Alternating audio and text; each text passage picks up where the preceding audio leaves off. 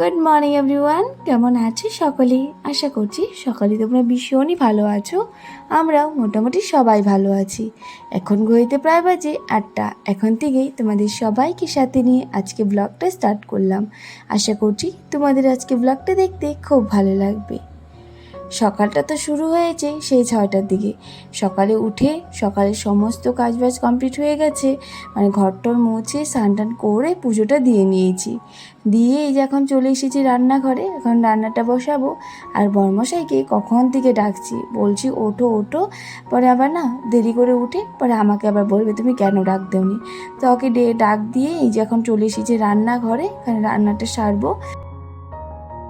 সকালে উঠে কাজবাজ করতে করতে আজকে অনেকটাই খিদে পেয়ে গিয়েছিল, তো সকালে একটু মুড়ি খেয়ে নিলাম, মানে সর জমে গিয়েছিলো অনেকখানি, সেটা দিয়ে আর কি মুড়ি খেয়ে তারপরে যে রান্নাটা বসালাম। আজকে রান্না করছি হলো পটল পাতুরি। একটু মামার জন্য আলু ভেজে নিলাম, কারণ কয়েকদিন থেকে মামার খুব আলু ভাজি খেতে পছন্দ করে। মানে ভাতটা রান্না করলে যখন ওর জন্য ভাত নেব তো বলবে মা আলু ভেজেছো, তো তার জন্য ওর জন্য অল্প একটু আলু ভেজে নিলাম। আলুটা ভেজে তারপরে যে পটলগুলোও ভেজে নিলাম, ভেজে তারপরে যে মশলাটা দিয়ে দিলাম এখানে পটল পাতুরির জন্য। এখানে দিয়েছি সর্ষে বাটা আর একটু তিল বাটা দিয়ে দিয়েছি। সাদা তিল যে থাকে না সেটাই কিন্তু দিয়েছি। তিলটা দেওয়াতে না গ্রেভিটা খুব সুন্দর হয়।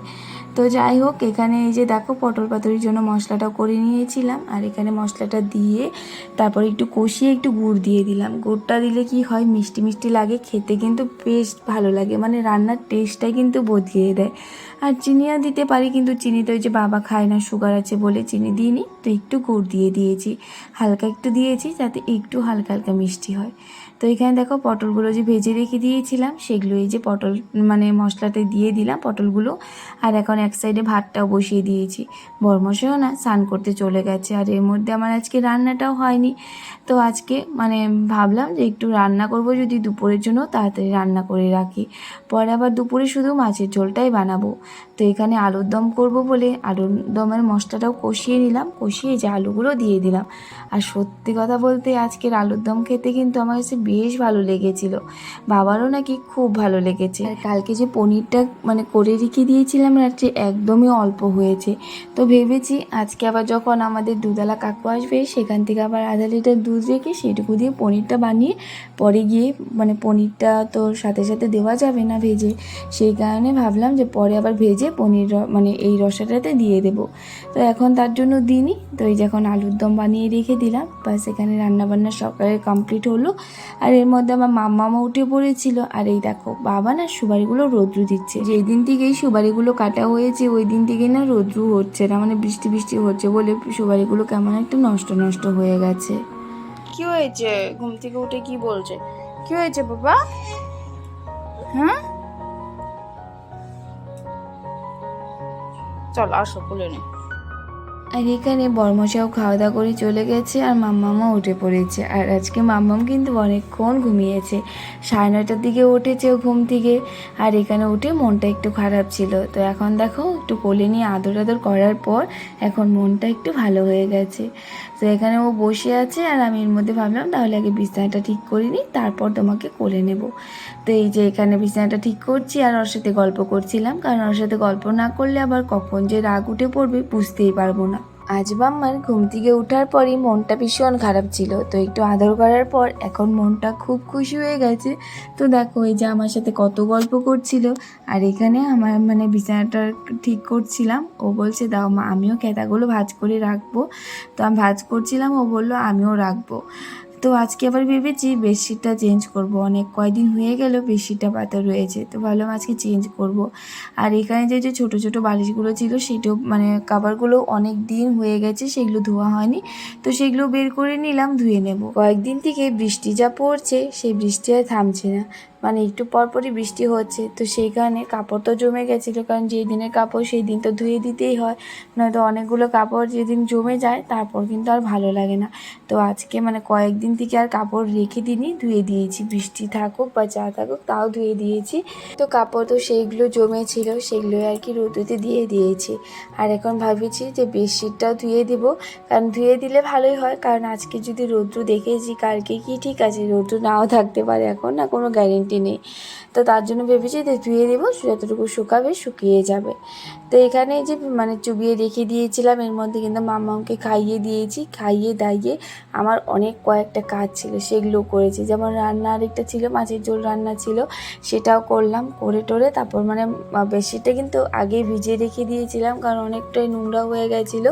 তো এখন এই যে এসে মানে রান্নাঘরের সমস্ত কাজ বাজ সেরে এসে যখন বেডশিটটা ধুয়ে দিচ্ছি।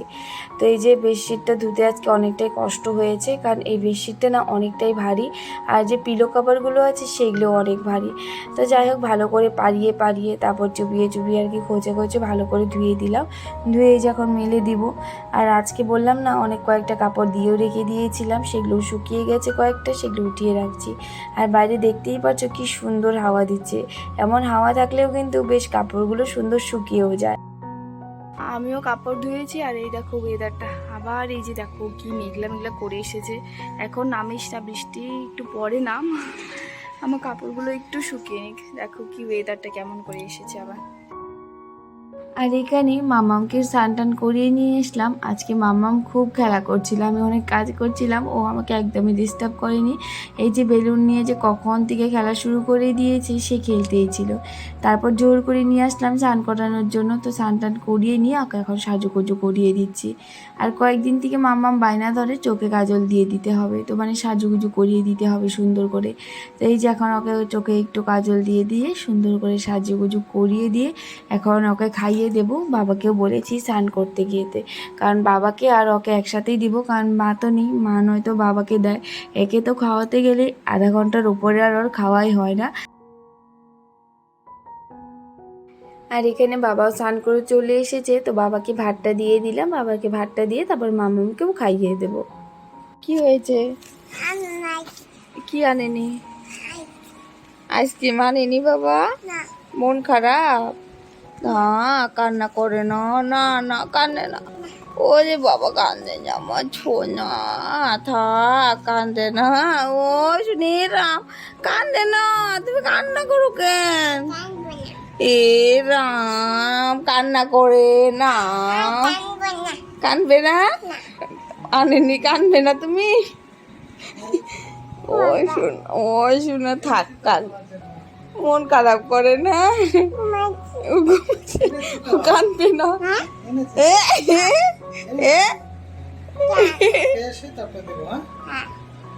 মন খারাপ হয়েছে বলে কি না আমি কানবো না? কি বাবা তোমার জন্য এনেছে তো আইসক্রিম? আর বাবাকে একটু আগে ফোন করে বলছে আমার জন্য আইসক্রিম আনবে। তাই যখন আর বাবা এসেছে আইসক্রিম আনেনি বলে মন খারাপ। ওই যে কি খুশি, দেখো কি খুশি, মন খারাপ। কই না আমি কানবো না।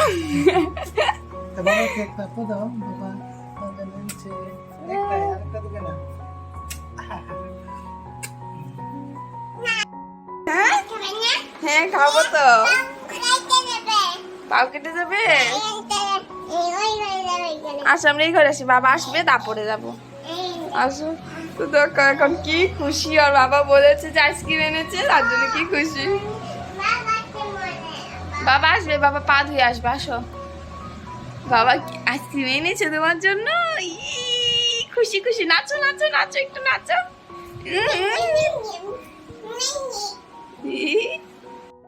তো আমরা খাওয়া দাওয়া করে চলে এসেছি আবার রুমে। এসে মামার আইসক্রিম থেকে ভাগ নেওয়ার জন্য বসে পড়েছি। তো দুজনই আমরা খাবো, কারণ মামাম এত বড় একটা আইসক্রিম খেতে পারবে না। তো চলো আজকের জন্য কিন্তু টাটা, সবাই তোমরা খুব ভালো থেকো আর আমায় একটু সাপোর্ট করো। আজকের জন্য এতটুকুই, বাই।